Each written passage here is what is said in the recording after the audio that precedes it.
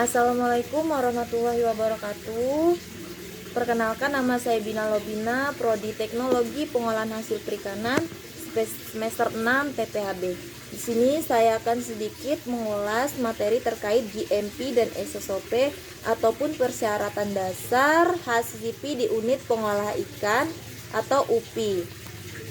Nah, sistem jaminan mutu dan keamanan hasil perikanan ini yaitu adanya HACCP yang dilandasi oleh SOP dan GMP. Dan HACCP ini juga sebagai persyaratan UPI juga sebagai salah satu syarat untuk mendapat sertifikat kelayakan dasar unit pengolahan ikan. Nah, dari sistem jaminan mutu juga terdiri dari persyaratan awal, persyaratan fisik, dan operasional. Untuk persyaratan awal yaitu yang terdiri dari lokasi dan lingkungan. Lokasi dan lingkungan untuk UPI haruslah yang berjauhan ataupun tidak berdekatan dengan pemukiman penduduk dan dari pabrik industri ataupun bahan kimia, dan lingkungannya juga harus terbebas dari rumputan ataupun limbah yang akan menjadi area tempat tinggal binatang-binatang pengganggu dan nantinya akan menjadi salah satu kontaminasi untuk produk yang diolah di unit pengolahan ikan. Dan lokasi lingkungan haruslah memiliki pemasokan air yang cukup, dan air yang disediakan juga merupakan air yang standar, yaitu air yang tidak berwarna, air yang tidak berasa dan tidak berbau, karena nantinya akan mempengaruhi dari mutu produk sendiri.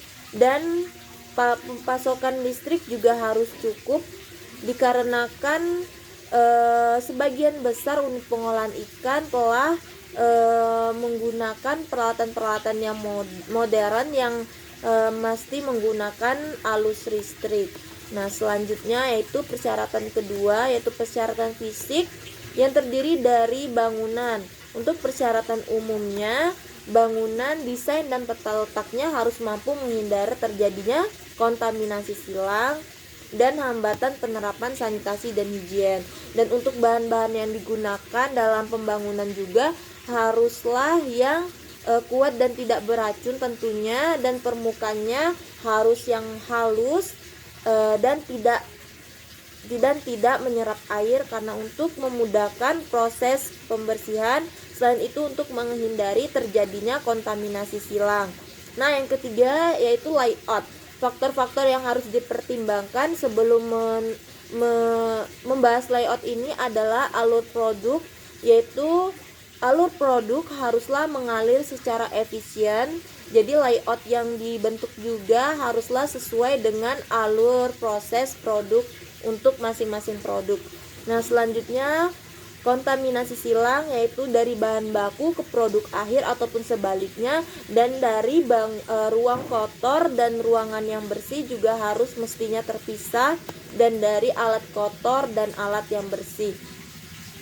Dan perlindungan terhadap kontaminasi dari luar yaitu menggunakan bahan yang diperbolehkan untuk fasilitas mengolah makanan dan dilengkapi alat pencegahan untuk binatang-binatang pengganggu. Persyaratan khusus yang lebih terperinci yaitu ruang-ruangan terpisah. Jadi untuk ruangan terpisah itu seperti ruangan dingin dan ruangan panas mestinya haruslah terpisah. Untuk pengolahan kering dan pengolahan basah juga harus terpisah.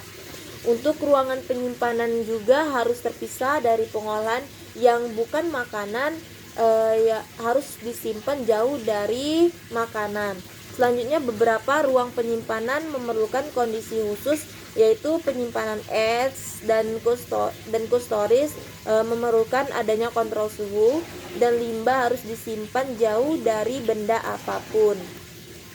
Lantai dari unit pengolahan juga harus dari yang kedap air dan permukaannya halus dengan kemiringan 3 derajat yang berfungsi untuk memudahkan dalam proses pembersihan. Dinding juga harus permukaannya juga sama dan juga harus terdiri dari untuk penyatu sudut-sudutnya tidak berbentuk sudut atau hanya lengkungan. Nah, untuk 1,5 meter dari bawah tinggi harus dilapisi oleh dinding harus dilapisi oleh keramik. Langit-langit juga harus berupa plafon yang tidak bercelah atau berlubang atau yang terdapat tonjolan dan sambungan, serta harus dari bahan yang kedap air dan berwarna terang. Pintu dan jendela yang digunakan harus dilapisi bahan yang tahan karat, permukaannya juga halus dan rata, kedap air serta mudah dibersihkan. Jendela harus dibuat sekecil mungkin dan tingginya dari lantai minimal 1 meter.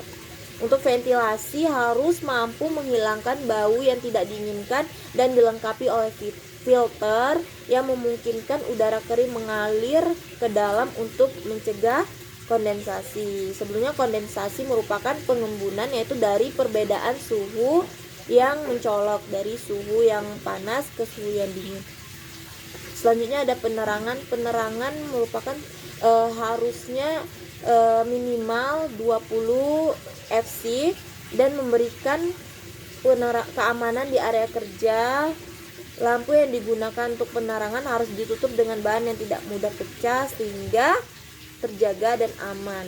Untuk drainase dan saluran pembuangan juga haruslah mengalir dari yang bersih ke kotor, jadi tidak mengkontaminasi untuk air yang kotor mengkontaminasi ke air yang bersih. Dan sambungan dan belokan dari saluran pembuangan juga harus halus dan rata sehingga tidak mengganggu aliran limbah padat. Yang kedua adanya fasilitas sarana pembuangan limbah padat dan cair, ruangan istirahat, ruang makan dan tempat ibadah, fasilitas sanitasi seperti tempat cuci tangan, bak kaki, toilet dan ruang ganti, dan sarana proses yang cukup seperti pendinginan, pembukuan, pemasakan, pemanasan dan lain-lain. Untuk peralatan yang digunakan juga yang tidak bereaksi kepada produk, sarana penyimpanan juga sesuai dengan produknya dan melengkapi fasilitasnya melengkapi. Terus adanya tempat pembuatan es dan laboratorium untuk pengujian terhadap produk, air dan sebagainya. Nah, masuk ke operasional ataupun GMP dan SSOP yang ada di unit pengolahan, ada faktor yang perlu diperhatikan dalam GMP, yaitu pertama seleksi bahan baku, yang kedua adanya penanganan dan pengolahan, yang ketiga bahan pembantu, yang keempat bahan kimia, yang kelima pengemasan, yang keenam penyimpanan dan distribusi. Nah, apa sih sebelumnya GMP itu? GMP merupakan cara atau teknik berproduksi yang baik dan benar untuk menghasilkan produk yang memenuhi persyaratan mutu dan keamanan. Dan SSOP merupakan prosedur untuk memelihara kondisi sanitasi UPI yang berhubungan dengan seluruh fasilitas produksi untuk menjamin produk yang dihasilkan memenuhi persyaratan mutu dan keamanan. Nah, persyaratan seleksi yang pertama adalah seleksi bahan baku. Nah, bahan baku itu haruslah memiliki asal-usul yang jelas dan bisa di-traceability atau ditelusuri internal dan eksternal, mampu dilacak secara administratif, teknis, dan seleksi bahan baku juga berupa jenis dan ukuran, mutu sesuai standar, dan jenis olahan.